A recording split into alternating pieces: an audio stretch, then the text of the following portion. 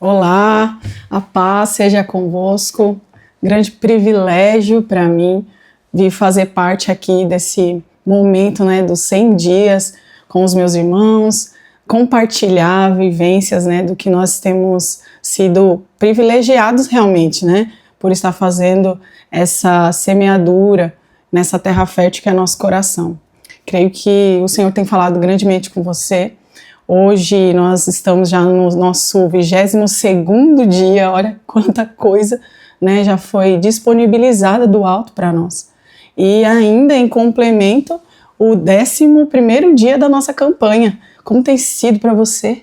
Como o Senhor tem se revelado a você nesse período? E pensando nessa grande semeadura, eu estava falando até com algumas pessoas a respeito do romper que o Senhor tem feito mesmo.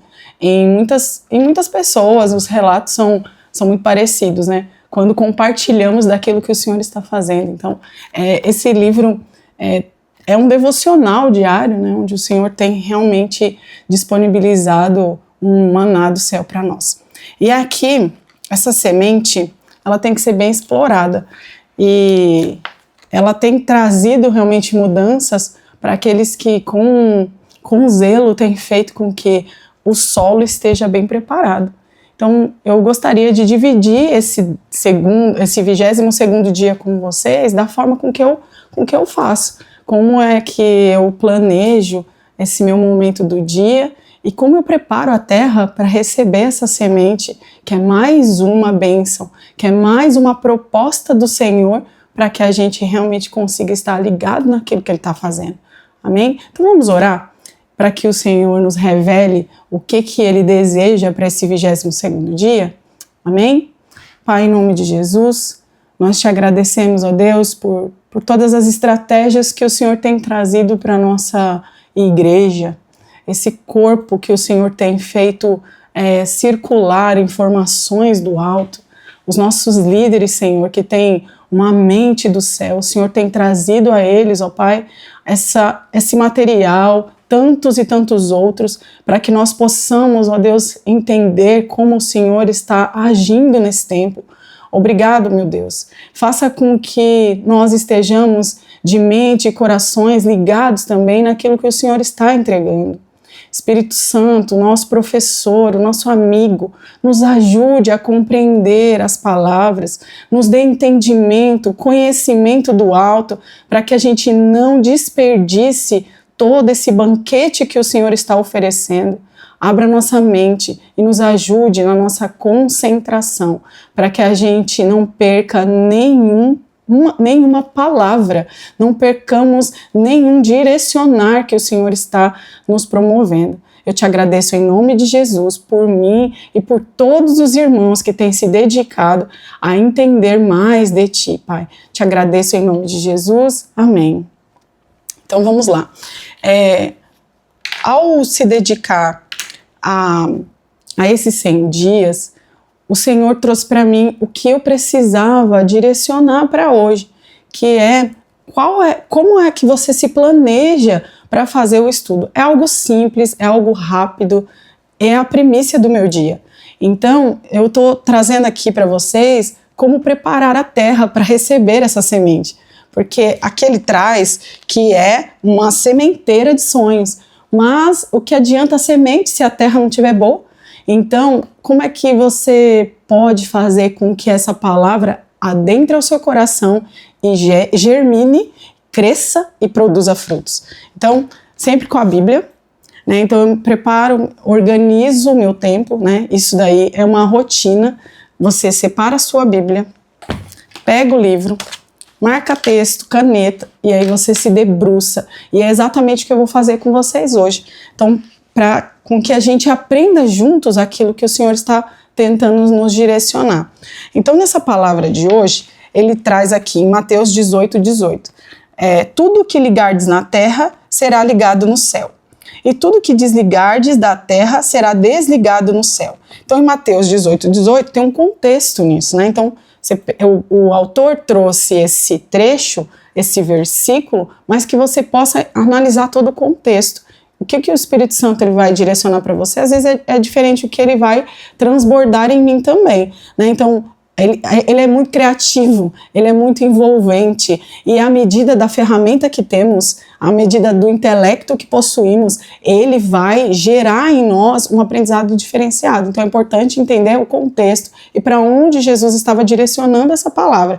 Então, quando eu meditava nisso, Mateus 18, quando ligardes, como que a gente faz uma ligação de terra e céu, né? É através da oração. E aqui exatamente ele fala sobre o princípio da concordância. E ele vai falando sobre oração de concordância. E aí ele vem trazendo sobre Daniel, que utilizou o princípio da concordância e deu um novo rumo à sua história.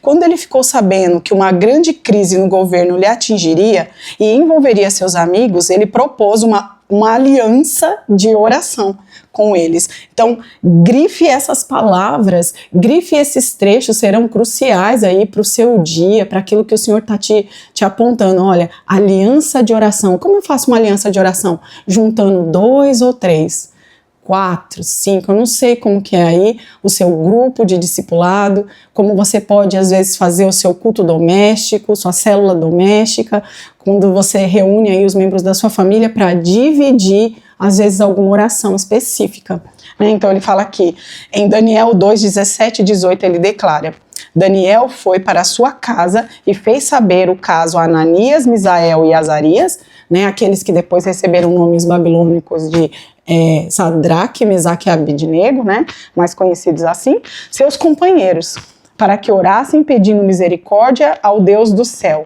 Em resposta, o Senhor operou um grande milagre. Então, o que o autor está tentando trazer aqui?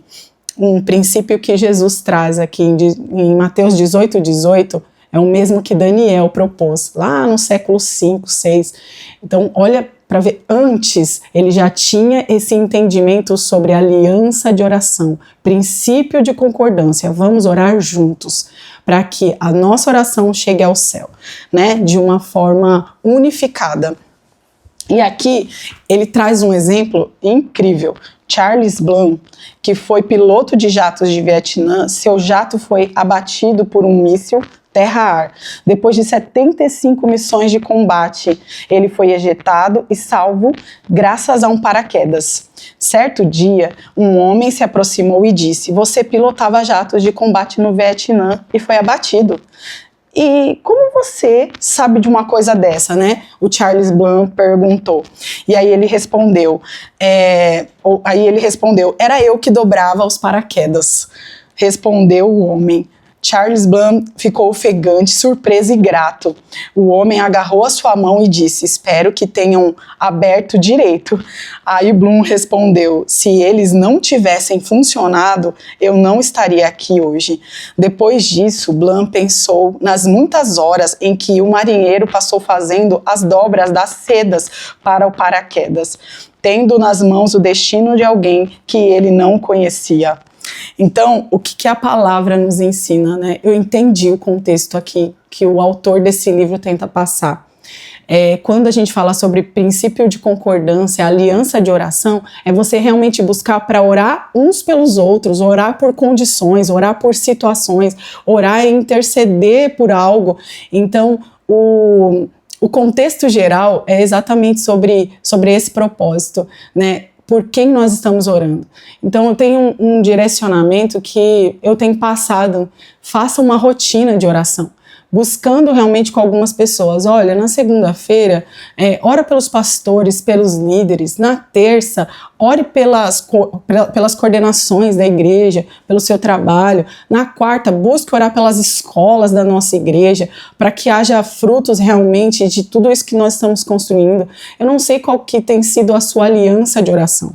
Eu não sei como é que você tem buscado realmente ter uma vida de oração, mas posso te garantir que assim como Daniel fez uma aliança de oração com seus amigos e foi ouvido, assim como Jesus ensinou, né, em Mateus 18, e ele vem trazendo depois em Mateus 18, 19, também digo que 2 de vocês concordarem na terra em qualquer assunto sobre qualquer que pedirem, isso será feito a vocês por meu Pai que está no céu. pois onde se reunirem 2 ou 3, meu nome, ali eu estou no meio deles.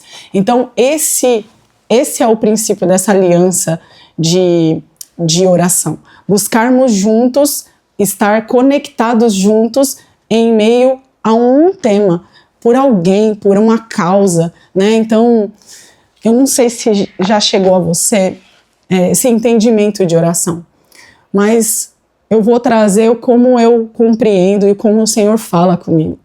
Quando você ora, você tem uma forma de acessar o sobrenatural.